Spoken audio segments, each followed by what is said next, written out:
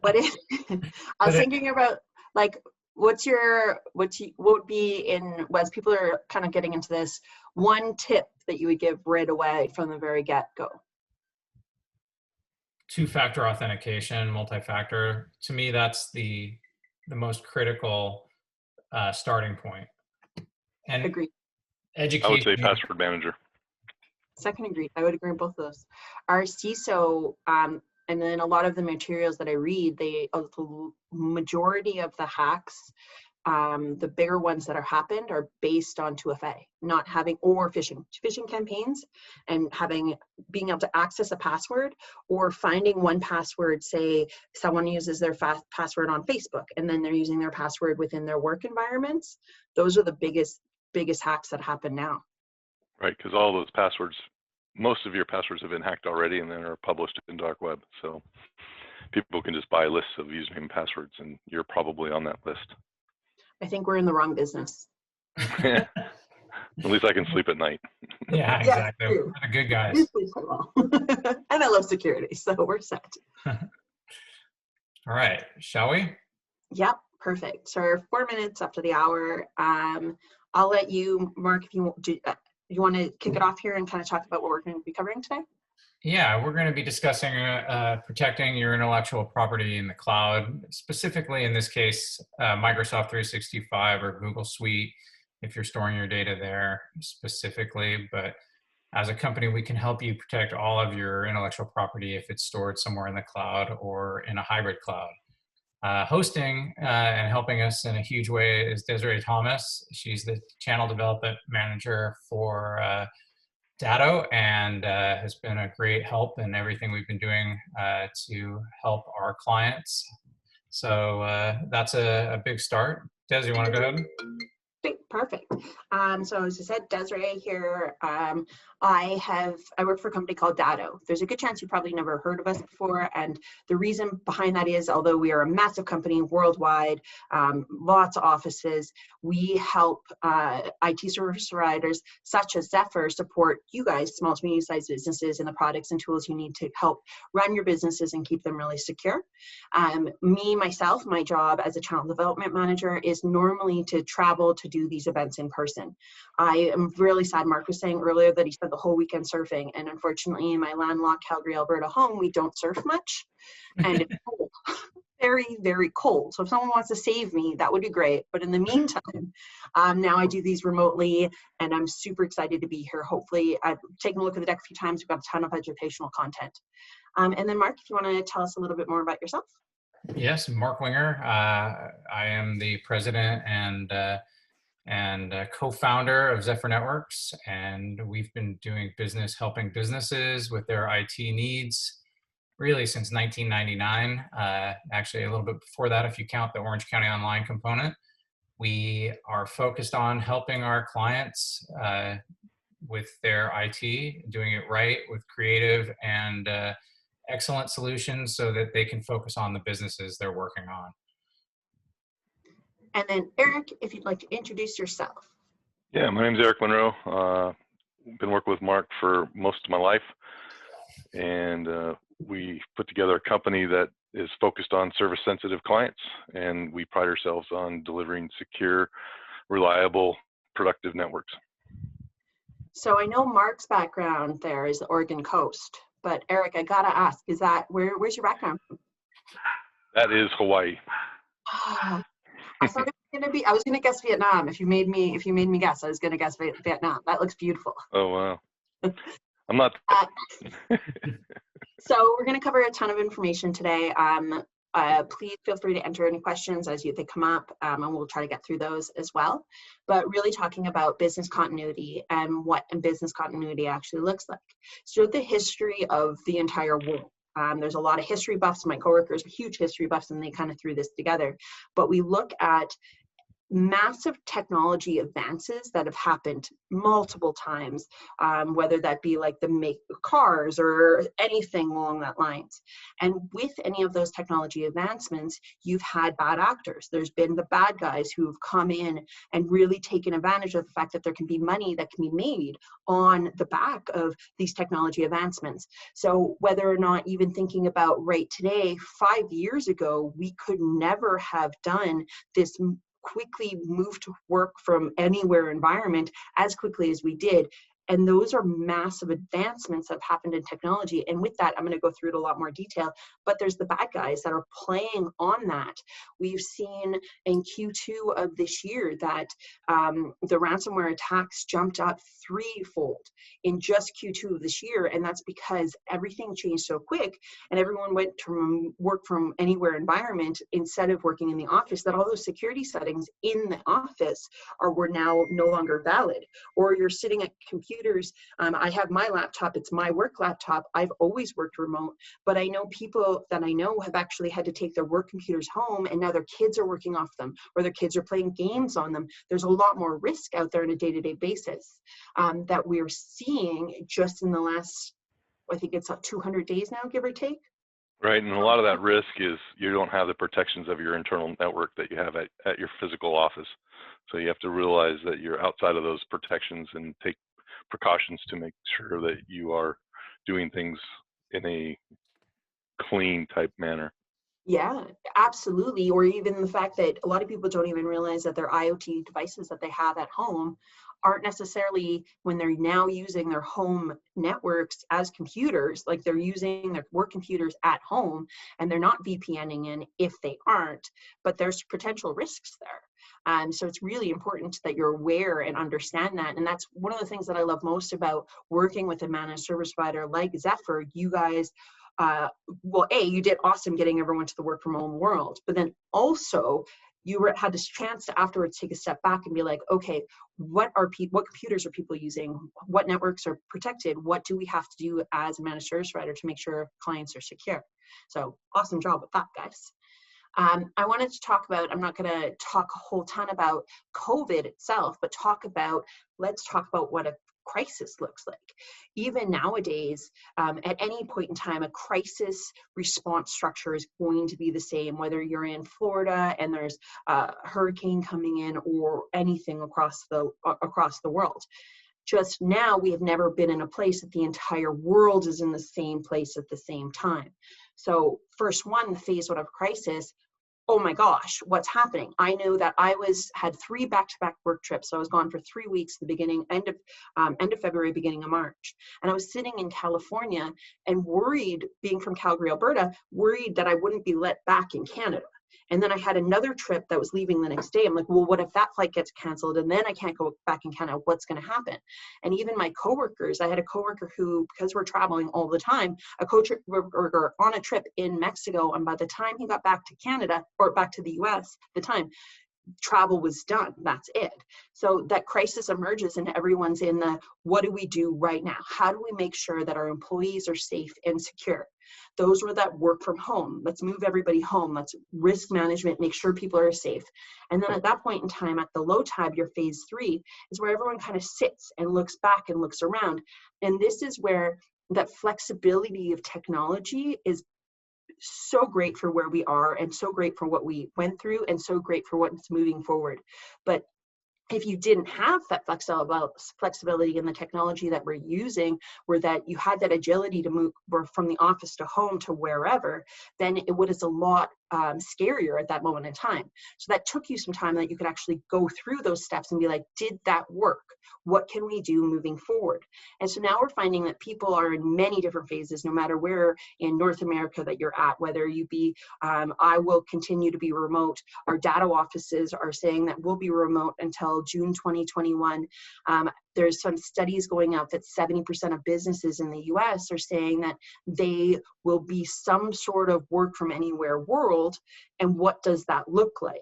So as we go into this recovery plan of the new normal, no matter where you are, if you're going back to phase 3, back to phase 4, back between phase 6, the risk that happened in phase 3 was drastic. We saw as people were changing to this work from anywhere world, the bad guys saw that, and that's where the ransom jumps, bad guys, those jumps of those attacks were huge. And I'll go through some examples in a second here. But this is why it's important to make sure that you recognize what's happening on in the industry, and then make sure that you're prepared, and now you have that security in place, because you could next week be working from home.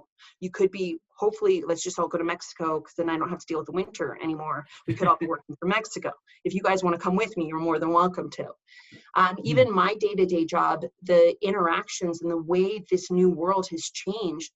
Normally I'm traveling, I'm flying twice a week, sometimes I'm never coming home for 3 weeks on end. My team and I, we would rarely communicate together. We shoot text messages, let someone know how a presentation went, things like that. And now I literally talk to my team every single day on Zoom. My boss likes to, like, I'll be in a meeting like this, and my boss likes to call me on Zoom and ask me to be in a meeting with them. And I'm like, oh, that's great. It's a different world. But it's so cool, and how we're learning how to use these new systems in this new world to collaborate together. So many words apparently not saying properly today. To collaborate together. But I don't think I've said yet, so we're set.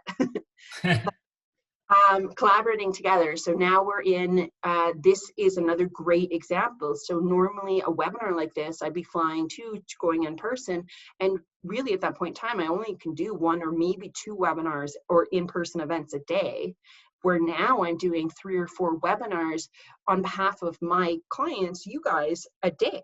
It's awesome.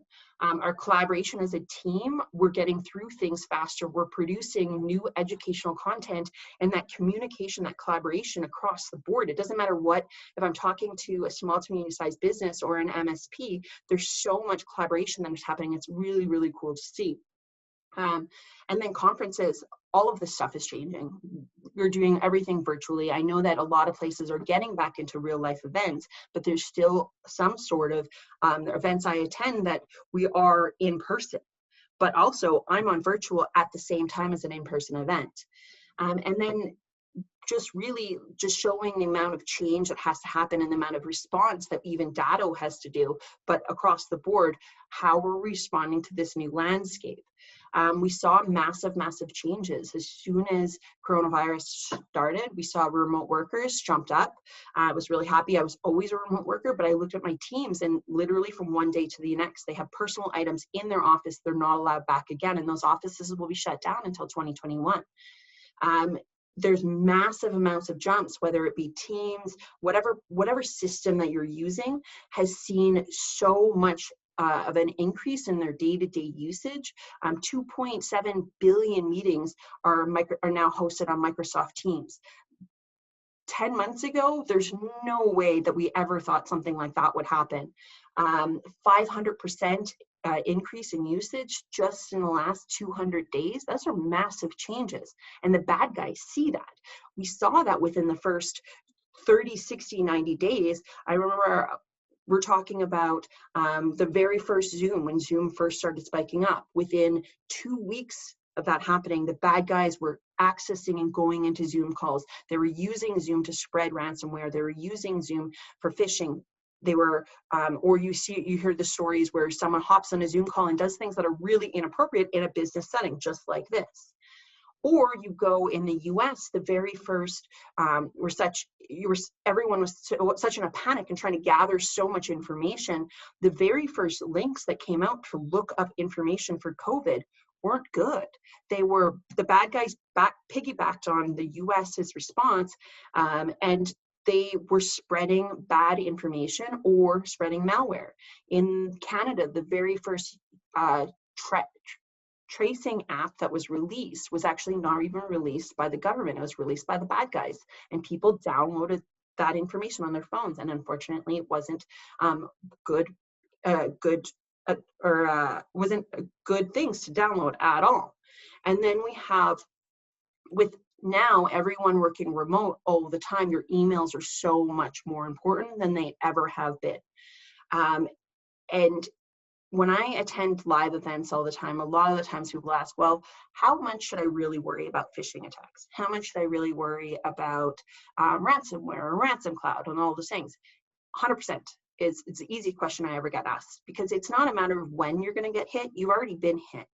If you didn't if you got hit and didn't notice, that's really good, because then the security's in place. Probably they would have protected you from that point in time, or it was just dumb luck. But phishing campaigns are getting more intense, and ransom cloud is getting to be bigger every day. Then we look at even just pretty recently, without an exception, human error. People are your worst risks. I have so many stories. If you ever want to just sit and chit chat with me for stories, I've got so many stories of people you're being your worst risk. I'll go over into a slides in a little bit here, but 33% of information can be lost. And that, a lot of times that's just people. So whether that be, say you have an employee who's deleting emails, they think they're being helpful and they're cleaning up inboxes, but they don't know that they shouldn't be. It's not necessarily just because it's bad, it's just people make mistakes, or say a computer gets trashed, and then what other access do you have to have that backup to that information? Then we look even last week. This couldn't have happened for a better time for a presentation when we're talking about SaaS and backing up your information. Microsoft, if you guys didn't see this, it's interesting to look up, but they had 2 major outages last week alone. Last week, 2 major. And one of them here from 12:52 a.m. till 12:50 p.m. So people were unable to access their emails at that point in time. If you had a backup solution, which we're going to go in and cover in a little bit here, that Zephyr can offer you, if you had a solution, you'd be able to access the information that was there. Yes, they're still down and that still sucks and all of those things, but companies like this really are not responsible for that, you being able to access their information, and they state it. So this is where we talk about SaaS protection and why it's so important to be backing up your Office 365 and your G Suite. Yeah, and Zephyr also has the ability to make sure that you can send and receive emails when Microsoft M365 is down. So we can protect you from those outages also, as in functionality and business continuity, not just data access. Because you're amazing. Thanks. I wish that we had could do little lights on the teeth then. But you have the shared responsibility model. So both Microsoft and G Suite have their shared responsibility model, and it's really important that you just take a second and pay attention to what I'm saying here. And there's so many people who don't think that this is a problem, but it's so critical that everyone pays attention to this. They're not taking responsibility. We'll go into it. No, they that fine print every time you sign a contract that you're supposed to read and your parents tell you to read and then you never read, and it's pretty much on everything that you read. Yeah, that's the same thing in your G Suite and your Microsoft 365. They say here that they provide the security of the cloud and that you're responsible for providing the security in their cloud.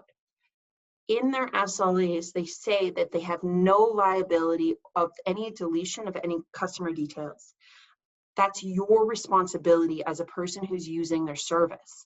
You need to be backing this up. They're not liable for it. Same thing with G Suite. They will not and cannot be held liable for any losses. So when you look at something like Microsoft going down last week, okay, that's one example. Of course, that doesn't happen every day, so that's an example. And then you look at, okay, people are your greatest risk. You could have an employee leave your company and decide to delete all their information because they wanted to be a bad guy or by accident, but sure, that's still not gonna happen to me. And then you have all of the things like ransom cloud, which I'm gonna talk in a second. But even another example that happened, even to one of our partners, Google had a loss that they lost 0.000002 along that lines of their information, and that ended up being one client of ours. All the emails gone, all access to the emails, no understanding that the emails even did. When they called the Google, and Google's like, these emails never even existed in the first place. And what ended up happening is they just had a small loss. Luckily, they're using our solution, so they were able to actually provide the information to Google to say, no, this is real, it's legit, see, we have it, and we're able to work through that problem. Still another small, teeny example. I just like the fun stories. But why? Even another example is going to be, like I said, 1 in 3 companies lose SaaS data. And going back to ransomware, going back to ransom cloud. Ransom Cloud is a new ransomware that's specifically focusing on these tools that you are literally running your businesses out of every single day. First thing I do in the morning is I open up my email, I check my email. Last thing I do at night is open my email and check my emails. This looks like a pretty legit email, right? Now think about all the security training that you've gone through, everything, but also remember that we're super duper busy. I can remember the times that I'm getting on an airplane, I'm checking my email and I have like a couple of minutes and I can do an update. Or think about Friday and I have people coming over for dinner when we used to be able to hang out with people. But like you're busy, you get an email like this, there's a good chance that you're going to click through even with the proper security training because yeah, I need to update my anti-spam. That sounds exactly right. Next, yes, I need to accept these permissions because I already agreed that I need to update my anti-spam. I don't even necessarily know what that is, but it sounds like something I should do. And this happens all the time. The bad guys are looking at the technology that's out there and looking at where they can make money. And if they can make money somewhere, they're gonna keep doing it. This now, because I clicked that button, all my emails are now encrypted. So you lose all access to your emails, except this nice being able to tell you who emailed you, because that's important to know who you missed emails from. And then they give you a nice help desk on how to pay them. So if you need to know how to get Bitcoin, they're a nice business. This isn't like a kid next door anymore. This is big businesses. People go work 9 to 5.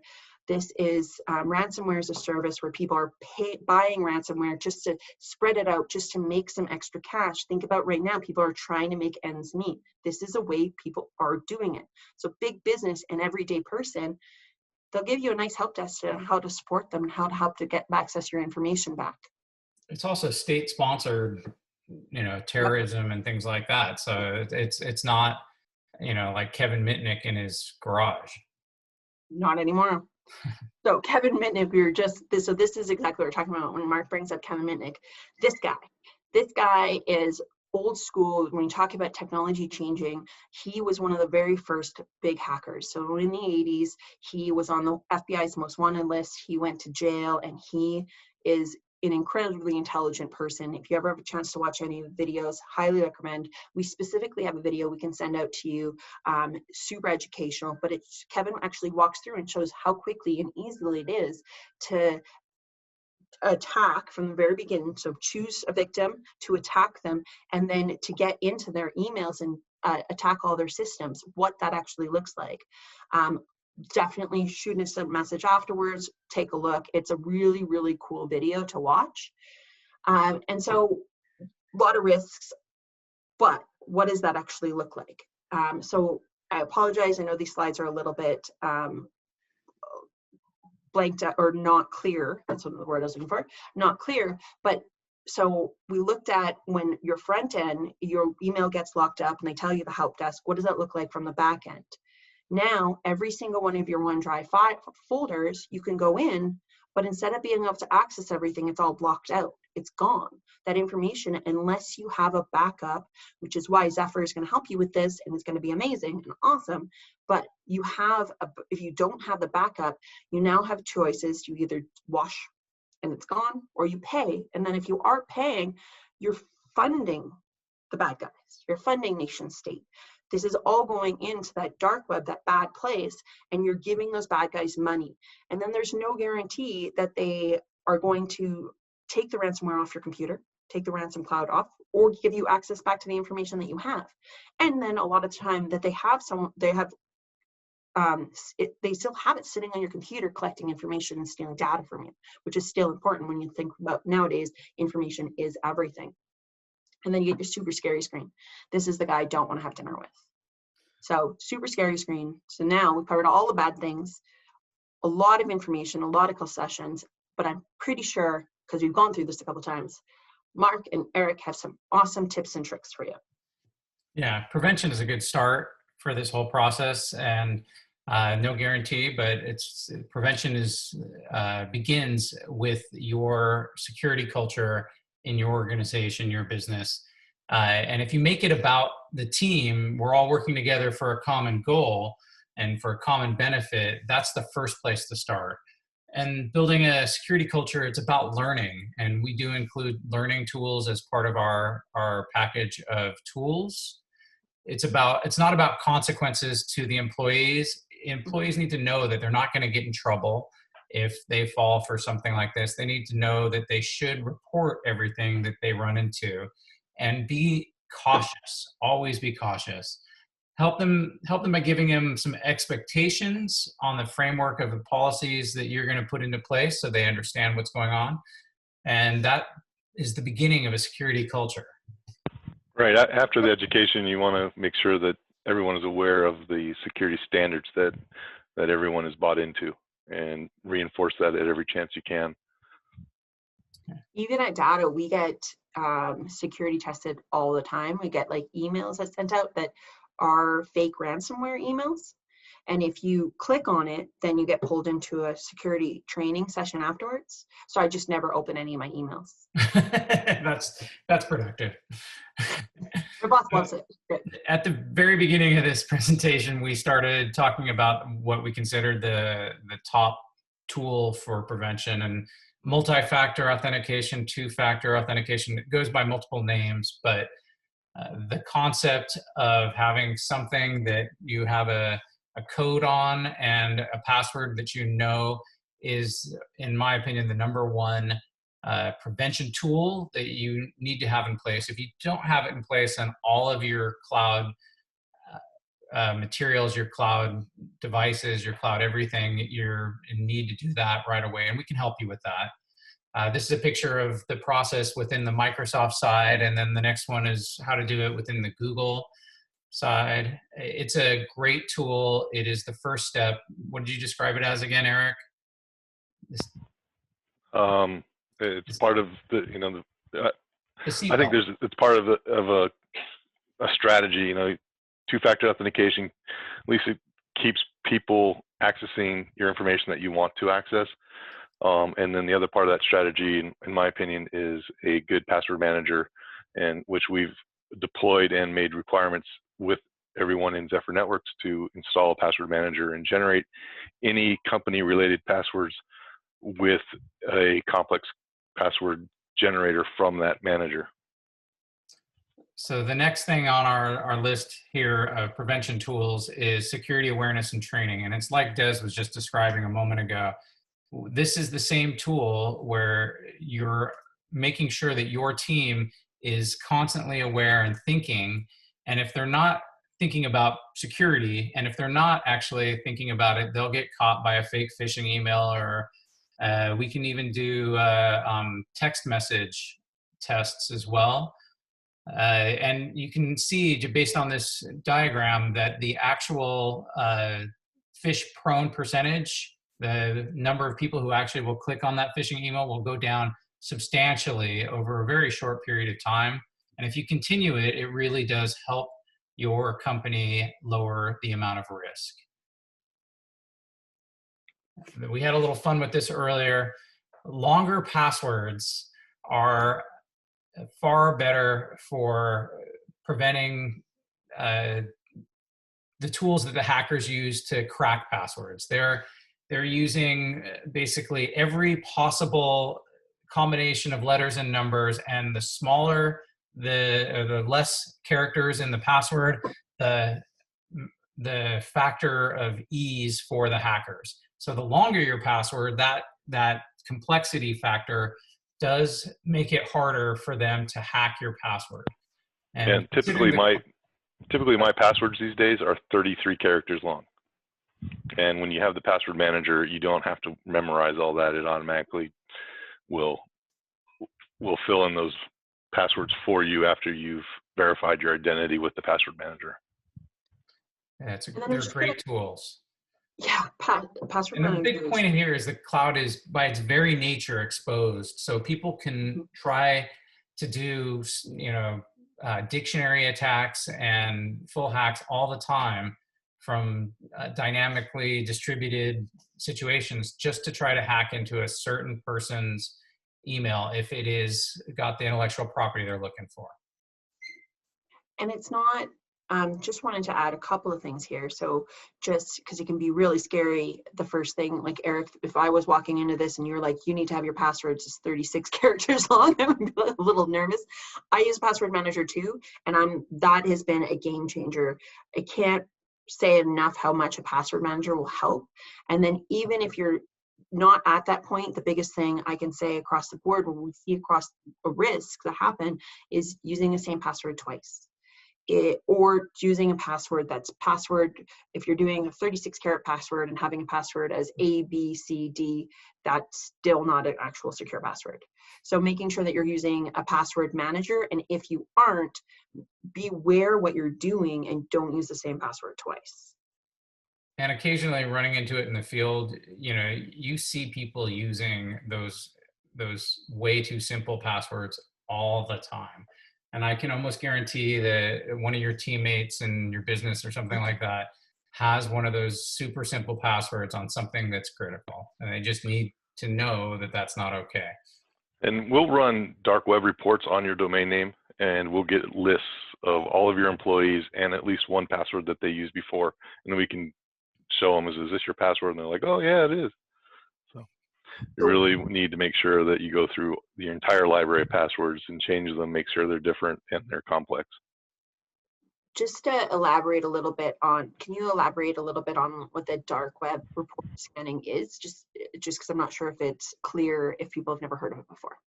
So we can do like a Google search for all of the passwords that have been exposed and published on the internet, the dark web side of the internet, and we will come up with the emails and the passwords of your compromised accounts that are floating around on the web and available for purchase and or just lookup.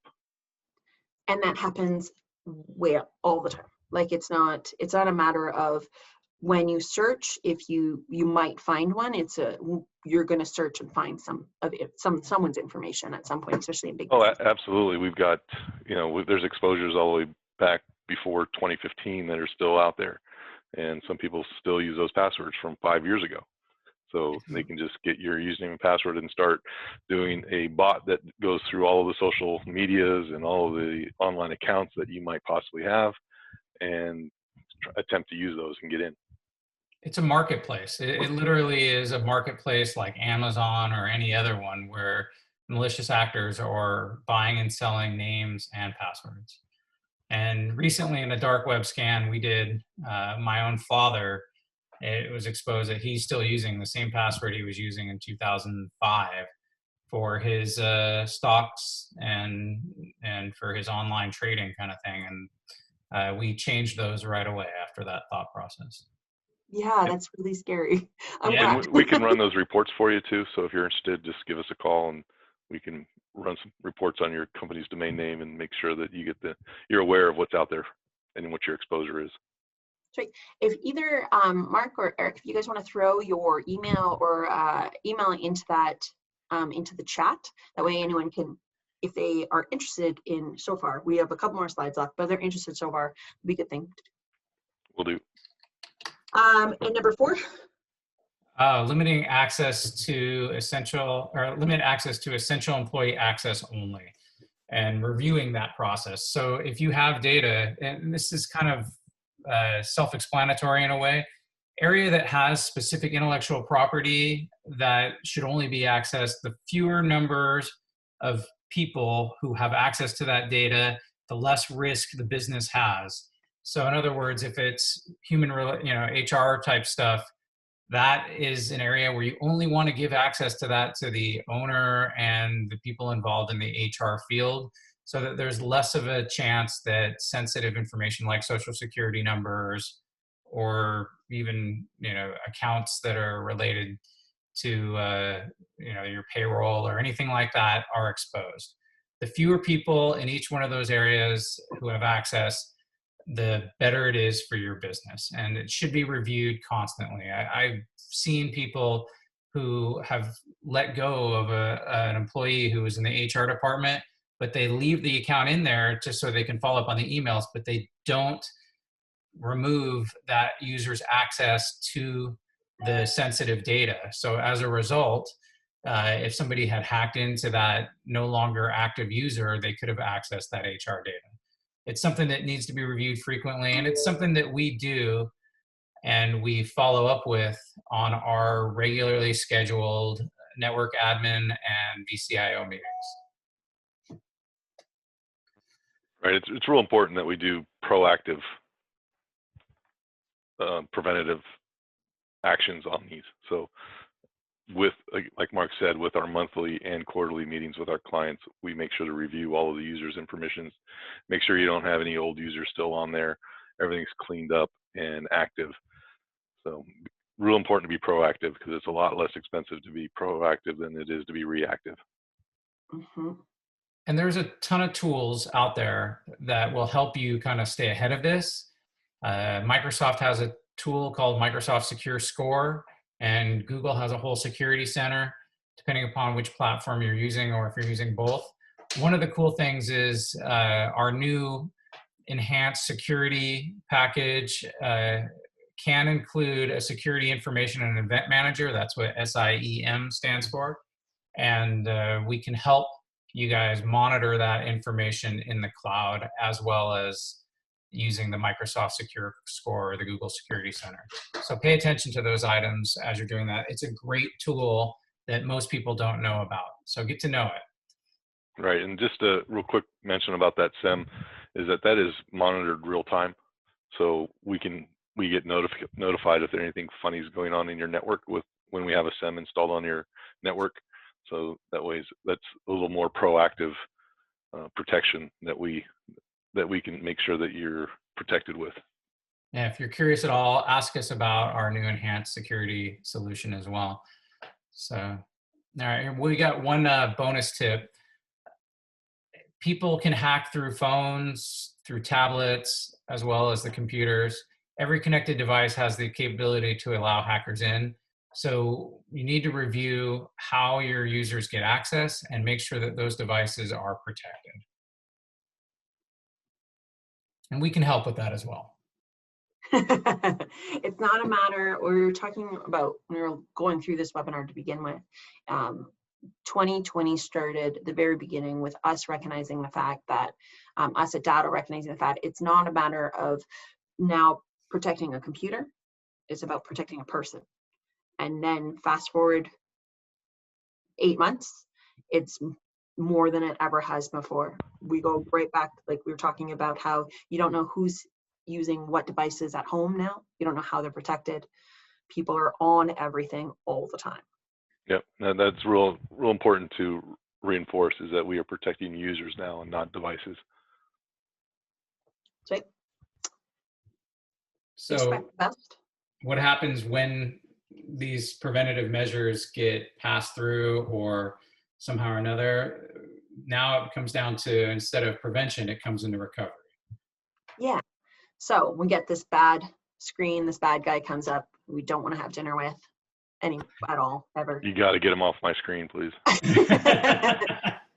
But we're prepared. We've called Zephyr. We have our backups in place. We understand that our emails and our SaaS, we know that as soon as we see that bad guy or that other Kevin Mitnick, the red screen of death, we see those. Now we have to go back up into our backup. So we go up into Backupify. Once again, apologize for this being a little fuzzy, but just wanted to kind of show you how many steps it's quickly and easy accessible right up there. With our solution, you can go into whenever you're backing up, it's an individual backup. So go into the last backup prior, and you'll be able to access and restore your information that's gone. So this is a really simple solution. It's really easy to use, and it's going to protect you. Like I said, not if this happens, but when this has the potential to happen. It's really, really high. It's probably in your spam and your deleted emails already. So just lucky that you haven't already clicked it. So with that, I say thank you. We welcome any further questions you might have. One more thing I want to talk about, that cloud backup solution is it's a cloud-to-cloud backup. So it's very easy to implement, very quickly to implement. And also it it won't affect your network operations. You know, in the past when we had local backups, it could slow down your operations. With the cloud-to-cloud backups, the operations isn't affected at all by any performance issues. And additionally, it's really granular too. So you can get down to you know, a single file that, you know, got erased by accident, you know, a week ago. It's super granular, and you can really get to the information you're looking for very easily. It's got a great interface. Right, or someone actually edited something that they weren't supposed to, or Yeah. with wrong information, which we never do, of course. So we covered a ton of educational content. I'm hoping that everybody watching got something out of today. People are your greatest risk. The threats are there. If you're not protected, please reach out to Zephyr. There's a phone number right there on the screen. And then we did include an email in the chat. So email Mark, Eric at any point in time, and they will be following up after the webinar as well to kind of touch base and see how you guys are. Thank you both, Mark and Eric, for your time. I hope you guys it was a good morning so far. Thank you, Desiree. That was wonderful. Thank you so much. And with that, I will stop the share. Perfect. And